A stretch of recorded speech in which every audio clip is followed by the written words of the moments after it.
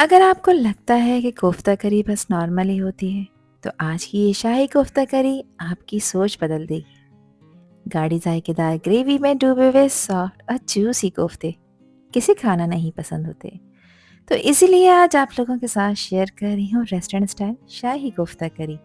कोफ्ता करी बनाते वक्त अक्सर कोफ्ते फट जाते हैं या ग्रेवी ऑयली हो जाती है, लेकिन मैं आज आपके साथ वो सीक्रेट टिप्स बताऊंगी जिनसे कोफ्ते बिल्कुल परफेक्ट और रेस्टोरेंट स्टाइल बनकर तैयार होंगे, जिसकी ग्रेवी बिल्कुल क्रीमी, सिल्की और शाही फ्लेवर के साथ तैयार होगी।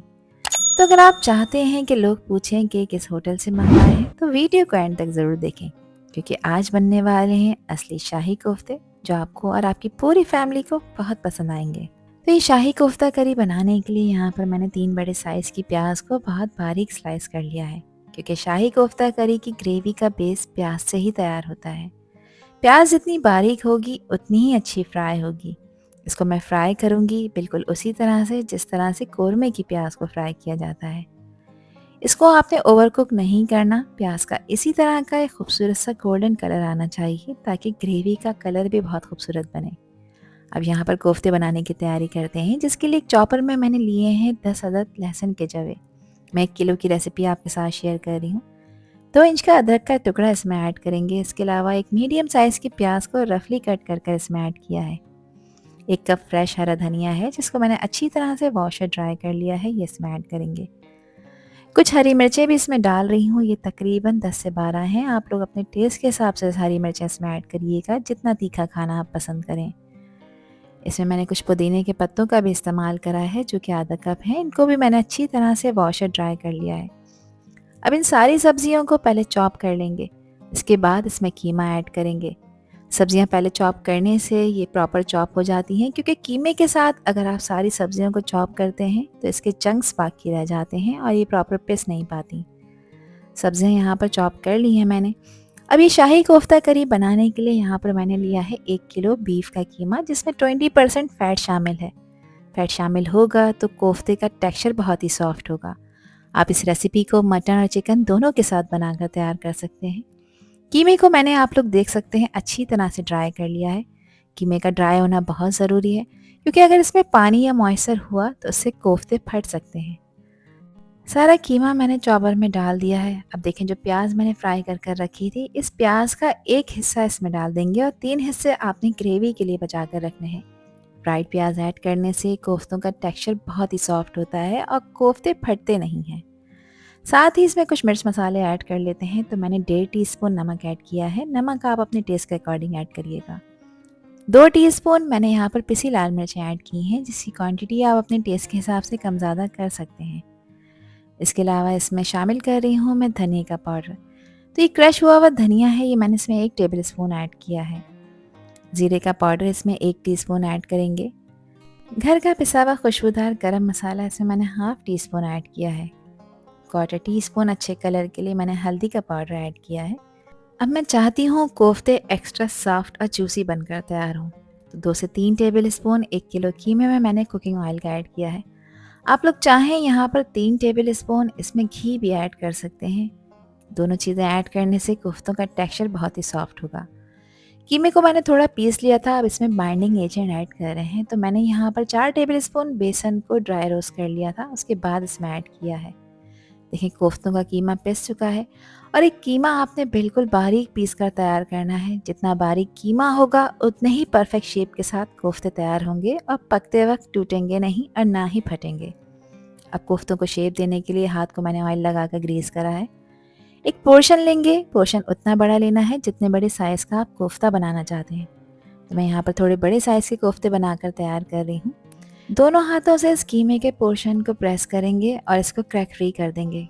देखें, कोफ्ता बनाते वक्त एक चीज़ का खास ख्याल रखना होता है कि इसमें किसी भी तरह का क्रैक नहीं होना चाहिए। क्रैक होगा तो वहीं से कोफ्ता फटेगा और टूट भी सकता है। इसको मैंने बना लिया है। देखें कितना सिल्की स्मूथ कोफ्ता बनकर तैयार हुआ है। सारे कीमे के इसी तरह से कोफ्ते बनाकर तैयार करने हैं। अब इसकी ग्रेवी बना लेते हैं, जिसके लिए मैंने लिया है यहाँ पे 2 कप दही। अच्छा, दही ज़्यादा खट्टा नहीं होना चाहिए। साथ ही इसमें जो तली हुई प्याज बचा कर रखी थी, वो प्याज इसमें ऐड कर देंगे। इस प्याज का 1/4 हिस्सा मैंने कोफ्तों में ऐड किया है और बाकी की सारी प्याज ग्रेवी में डालेंगे। साथ ही शाही कोफ्ता बना रहे हैं तो इसमें 2 टेबल स्पून मैंने काजू का पाउडर ऐड किया है। 14 से 15 काजू थे जिसका मैंने फाइन पाउडर बनाकर इसमें ऐड किया है। अब अच्छी तरह से सभी चीज़ों को ब्लेंड कर लेंगे ताकि एक परफेक्ट स्मूथ सा पेस्ट तैयार हो जाए, जो कि हमारी कोफ्ता ग्रेवी को एक सिल्की टेक्सचर देगा। अब ग्रेवी बनाने के लिए यहाँ पर मैंने वही ऑयल यूज़ किया है जिस ऑयल में मैंने प्याज को फ्राई करा था, और ये 1 कप कुकिंग ऑयल है। इसमें कुछ खड़े गरम मसाले ऐड कर रही हूँ जिसमें 4 अदद हैं सब्ज़ इलायचियाँ, 8 से 10 हैं साबित काली मिर्चें, 5 से 6 लौंगे हैं, इसके अलावा 1 इंच का दालचीनी का टुकड़ा है और 2 तेज़ पत्तों को मैंने तोड़कर इसमें ऐड किया है। अब इन खड़े गरम मसालों को ऑयल में कुछ सेकंड्स के लिए फ्राई करेंगे ताकि इसमें से एक प्यारी सी खुशबू आए। और अब इसमें 3 टेबल स्पून भरकर मैंने गाढ़ा अदरक लहसुन का पेस्ट ऐड किया है, जो कि हमारी कोफ्ता करी को एक परफेक्ट पेस्ट देगा। अदरक लहसुन को इसमें फ्राई करेंगे इतना कि इसका कच्चापन ख़त्म हो जाए और एक प्यारी सी खुशबू आना शुरू हो जाए। 1 मिनट के लिए इसको मैंने फ्राई कर लिया है। गैस का फ्लेम लो करेंगे क्योंकि अब इसमें मसाले ऐड करने लगे हैं। तो 1.5 टीस्पून मैंने इसमें पिसी लाल मिर्चों का पाउडर डाला है। इसकी क्वांटिटी आप अपने टेस्ट के हिसाब से रखिएगा, जितनी खाना आप पसंद करें। 1 टेबल स्पून इसमें मैंने क्रश हुआ हुआ धनिया डाला है और अच्छे कलर के लिए 1/4 टीस्पून हल्दी का पाउडर शामिल करेंगे।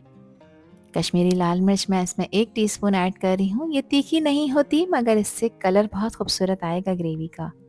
हस्ब ज़ायका नमक ऐड करेंगे।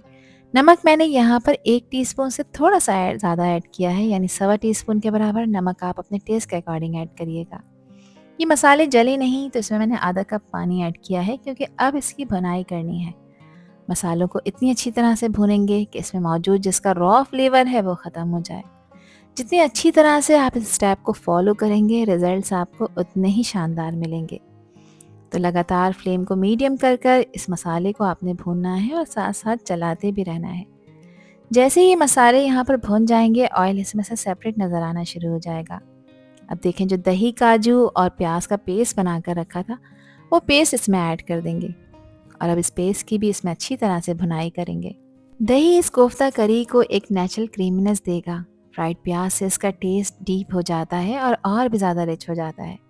अब काजू का जो पाउडर इसमें डाला है उससे इस करी को असली शाही टच मिलेगा। मसाले को मीडियम फ्लेम पर लगातार चलाते हुए भूनना है ताकि मसाला ना जले और ना ही लगे। तो देखिए, ऑयल इसमें से सेपरेट हो गया है, मसाला बहुत अच्छी तरह से भुन चुका है, कलर कितना खूबसूरत हो चुका है। बस ये निशानी है कि मसाला यहाँ पर परफेक्ट हो चुका है। अब इस पॉइंट पर इसमें ऐड कर देंगे कोफ्ते जो बना कर रखे थे। तो 1 किलो कीमे में मैंने यहाँ पर बड़े साइज़ के 15 कोफ्ते बनाकर तैयार करे हैं। कोफ्तों को पैन में असेंबल करते जाएंगे और अब इस पॉइंट पर आपने एक चीज़ का ख़ास ख्याल रखना है कि इसमें चम्मच बिल्कुल नहीं चलाना। बस पैन को पकड़कर हल्के से इस तरह से घुमाते रहेंगे और कोफ्तों को इसमें फ्राई करेंगे ताकि अपनी पोजीशन होल्ड कर लें, ना ही टूटें और ना ही फटें। स्टीम में इसको कवर कर कर गलाएंगे 5 मिनट के लिए ताकि कोफ्ते अपनी पोजीशन होल्ड कर लें। 5 मिनट तक मैंने इसको लगातार हिलाया था पैन को और इसको पकाया भी है। गैस का फ्लेम लो था। कोफ्तों ने यहाँ पर अपनी पोजीशन अच्छी तरह से होल्ड कर ली है। अब इस पॉइंट पर आप इसको स्पून स्पैचुला से चला सकते हैं क्योंकि इस स्टेज पे कोफ्ते अपनी पोजीशन होल्ड कर चुके होते हैं। इसकी ग्रेवी को मज़ीद रिच रखने के लिए यहाँ पर मैंने इसमें आधा कप दूध का शामिल किया है। कोई सा भी दूध आप ऐड कर सकते हैं, खुला दूध लें या टेट्रा पैक, ये आप लोगों की अपनी चॉइस है। दूध ऐड करने से मसाले का जो तीखापन होता है वो बैलेंस हो जाता है और ग्रेवी का कलर और भी ज़्यादा सॉफ्ट और शाही सा आ जाता है।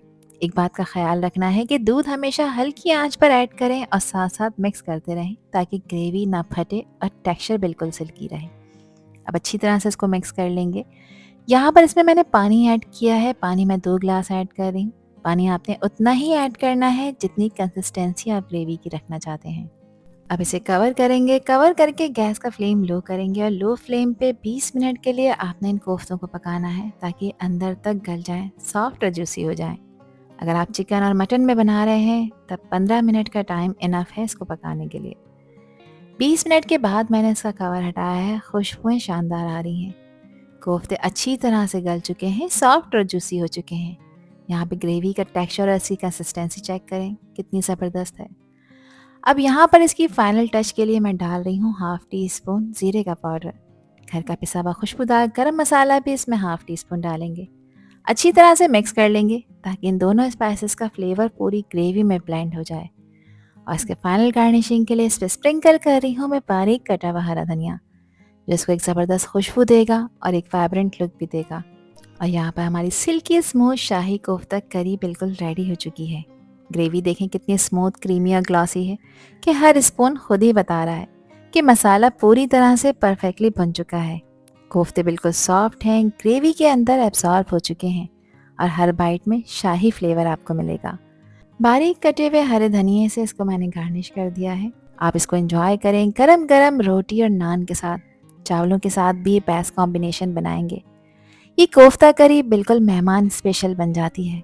तो एंजॉय करें इसको अपने फैमिली और फ्रेंड्स के साथ और मुझे कमेंट सेक्शन में लाजमी बताएं कि ये रेसिपी और वीडियो आप लोगों को कैसी लगी। आई होप कि ये वीडियो आप लोगों को पसंद आई होगी। पसंद आई हो तो कमेंट सेक्शन में अपना प्यारा सा फीडबैक मुझे लाजमी शेयर करिएगा। और चैनल पर न्यू हैं तो चैनल को भी ज़रूर सब्सक्राइब कर दीजिएगा। आपसे फिर मिलूंगी इंशाल्लाह एक न्यू वीडियो में एक न्यू रेसिपी के साथ। जब तक हादिया को दीजिए इजाज़त। अपना बहुत ख्याल रखिएगा, अपनों का भी ख्याल रखिएगा और मुझे भी अपनी प्यारी दुआ में याद रखिएगा। अल्लाह हाफिज़, अल्लाह निगहबान।